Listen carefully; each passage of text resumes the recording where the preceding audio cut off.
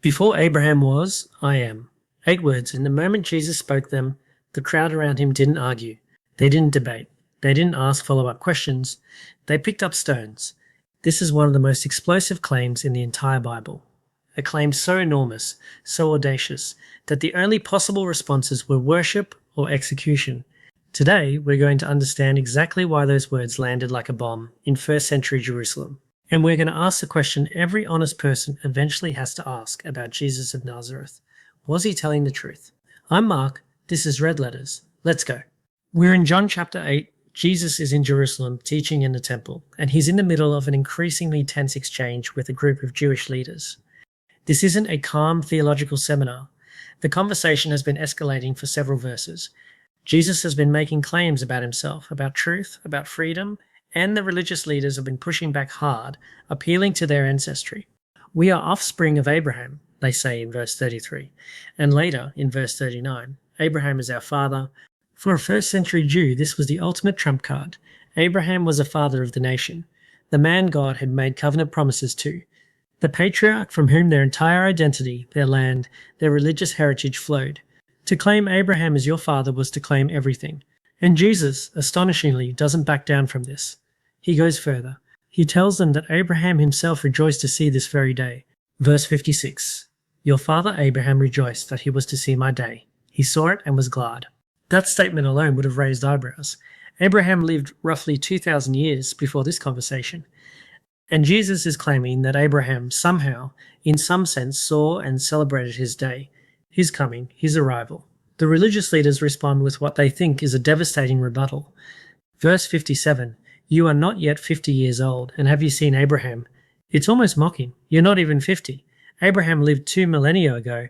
How could you possibly make a claim like that? And Jesus' answer is the one we're sitting with today. Verse 58, Jesus said to them, Truly, truly, I say to you, before Abraham was, I am. Now on the surface, this might look like a simple grammar mistake. Shouldn't Jesus have said before Abraham was, I was? That would make logical sense. Jesus existing before Abraham in the past tense. But Jesus doesn't say I was, he says I am. And that grammatical oddity is not an accident. It is the entire point. Because I am, ego eimi in Greek, is not just a statement about existing before someone else. It is a direct echo of one of the most sacred moments in all of Jewish history. To understand why this phrase detonated like it did, we need to go back to Exodus chapter 3. Moses is standing before a burning bush in the wilderness. God is calling him to go to Pharaoh and demand the release of the Israelite slaves, and Moses asks a reasonable question. Verse 13, If I come to the people of Israel and say to them, The God of your fathers has sent me to you, and they ask me, What is his name? What shall I say to them? And God's answer is one of the most profound moments in the Old Testament. Verse 14, God said to Moses, I am who I am. And he said, Say this to the people of Israel, I am has sent me to you. This is the divine name, Yahweh, the covenant name of God, the name so sacred that devout Jews would not even pronounce it aloud. It comes from the Hebrew verb to be, and it speaks of God's self-existence. God doesn't derive his existence from anything else. He simply is, eternally, unchangingly, self-sufficiently. When the Old Testament was translated into Greek, the Septuagint, this phrase, I am who I am, was rendered using the Greek words ago, eimi, the exact same words Jesus uses in John 8:58. This is not a coincidence. Jesus is not simply claiming to have existed for a very long time. He is claiming the divine name. He is saying to a crowd of Jewish leaders who knew their scriptures intimately, I am the God who spoke to Moses from the burning bush. And this is why the very next verse reads the way it does. Verse 59, So they picked up stones to throw at him, but Jesus hid himself and went away from the temple. Think about what just happened. There was no confusion in that crowd about what Jesus had claimed. They didn't walk away scratching their heads, wondering if he meant something more modest. They understood with total clarity that Jesus had just claimed to be God, and under Jewish law, blasphemy of that magnitude carried the death penalty by stoning. This is so important for us to grasp because it shuts down a very common modern objection. People sometimes say Jesus never actually claimed to be God. That was something the church invented later, centuries after his death, to elevate him into a deity he never claimed to be. But that theory cannot survive contact with this passage. The crowd standing in front of Jesus, in real time, in the temple, hearing his actual words, understood him to be claiming deity. That's not a later theological development. That is the immediate, visceral reaction of eyewitnesses on the day it happened. D.A.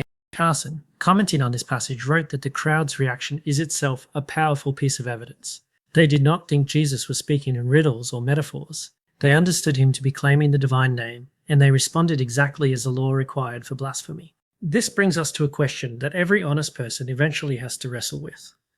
If Jesus really said this, and the historical evidence overwhelmingly suggests he did, then there are only a few possible explanations. C.S. Lewis famously laid out the options in what has come to be called the trilemma. Either Jesus was a liar, knowingly claiming to be God but he wasn't, which seems wildly inconsistent with everything else we know about his character and teaching. Or Jesus was a lunatic, genuinely, sincerely deluded about his own identity, on the scale of someone who believes they are Napoleon. Or Jesus was telling the truth. Lewis wrote, "I am trying here to prevent anyone saying the really foolish thing that people often say about him. I'm ready to accept Jesus as a great moral teacher, but I don't accept his claim to be God. That is the one thing we must not say. A man who was merely a man and said the sort of things Jesus said would not be a great moral teacher. He would either be a lunatic, or else he would be the devil of hell. You must make your choice. There is no comfortable middle ground here. Before Abraham was, I am does not leave room for nice teacher who never really claimed anything that big. It forces a decision. So why does it matter whether Jesus is God? It matters because everything else in Christianity hangs on this claim. If Jesus is merely a wise teacher, then his death on the cross is simply the tragic execution of a good man. He carries no power to save anyone. It's a moving story, perhaps, but it accomplishes nothing beyond itself. But if Jesus is who he claims to be in John 8:58, the eternal I am, the God of Abraham, Isaac, and Jacob, who took on human flesh and walked among us, then the cross becomes something else entirely. It becomes God himself absorbing the penalty for human sin. It becomes the eternal one entering time, the infinite one entering finitude, the deathless one tasting death for us. John Stott wrote, "The cross of Christ is God satisfying himself by substituting himself for us. Divine love triumphed over divine wrath by divine self-sacrifice." That sentence only makes sense if Jesus is in fact God. This is why the early church was willing to die rather than deny this claim. This is why John structures his entire gospel around 7 I am statements. I am the bread of life. I am the light of the world. I am the resurrection and the life. I am the way, the truth, and the life. Each one echoing back to the divine name at the burning bush. John wants there to be no ambiguity. This Jesus is not merely a prophet pointing to God. He is God pointing to himself. Let's sit for a moment on the theological weight of I am itself, because it's not only a claim to deity, it's a claim to a very specific kind of existence.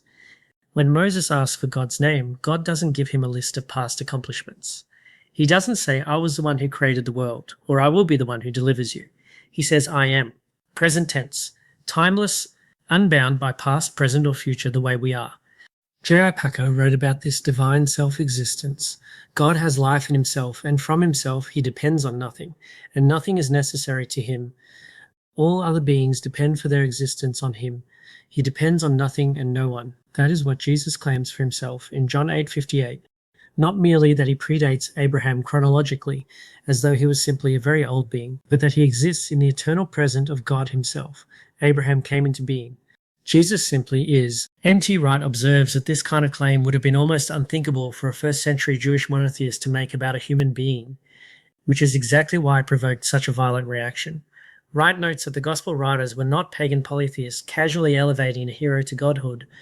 They were fiercely monotheistic Jews, and yet they came to the conviction that this Jesus shared in the very identity of the one God of Israel. Here's what I don't want you to miss, because this passage can sound intimidating, even frightening. A claim this big, attached to a penalty this severe, can feel heavy. But sit with this for a moment. The eternal I am, the God who spoke from the burning bush, the self-existent one who depends on nothing and no one, chose to step into time, into a human body, into hunger, fatigue, grief, and eventually a Roman cross. Philippians 2 says he emptied himself by taking the form of a servant. The very one who could say before Abraham was, I am, also said the Son of Man came not to be served, but to serve, and to give his life as a ransom for many. This is not a distant, abstract deity making claims about himself from a safe distance. This is God himself, the eternal, self-existent, unchanging I am, choosing to enter our story, to know our suffering, and ultimately to die in our place.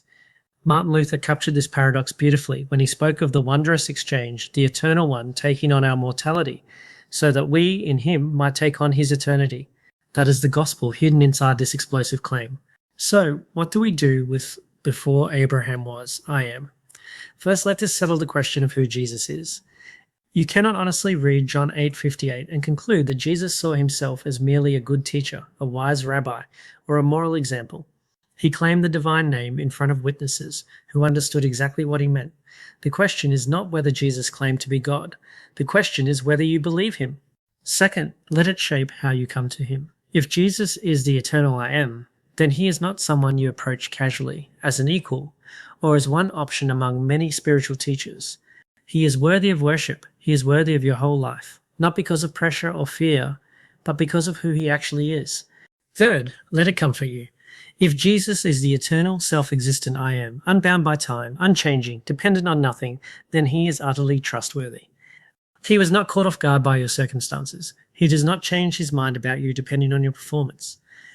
The same Jesus who spoke to Moses from the burning bush, who walked the dusty roads of Galilee, who said these 8 words in the temple, is the same Jesus right now present with you.